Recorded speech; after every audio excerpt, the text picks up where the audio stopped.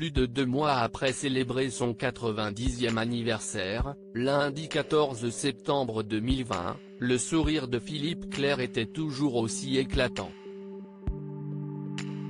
Mais ce dimanche 29 novembre, en citant un communiqué transmis par son avocat M. Gérald Bigle, rendu public à la demande de la famille du principal concerné, le magazine Paris Match a annoncé que le cinéaste avait rendu son dernier souffle dans la journée de ce samedi 28 novembre.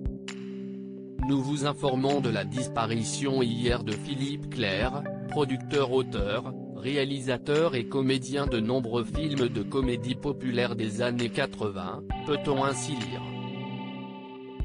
Connu pour avoir dirigé Jerry Lewis dans Par où t'as rentré, On t'a pas vu sortir ou encore pour avoir signé de nombreuses comédies des années 1970 et 1980, comme Plus beau que moi tu meurs, film préféré de Zinedine Zidane, Philippe Clerc avait débuté sa carrière dans le 7e art en tant qu'acteur.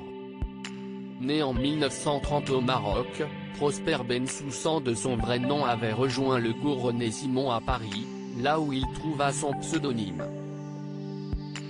Plus de 30 ans après ses premiers pas d'acteur, il était passé à la réalisation. Pour son premier film, Des clics et des claques, il avait ainsi eu Annie Girardot devant sa caméra. Dans les années 1970, et après avoir lancé la carrière des Charlots dans La Grande Java, il fit la rencontre de celui qui est devenu son acteur fétiche, Aldo Maxionnet, la star de son long métrage Plus beau que moi tu meurs. En 1989, Philippe Clerc estima qu'il était temps de tourner la page après avoir livré son dernier film, son unique œuvre au ton dramatique, l'aventure extraordinaire d'un papa peu ordinaire. Un bide, selon lui. Père d'un fils connu plus que le cinéma, si est aussi une famille qui est désormais endeuillée.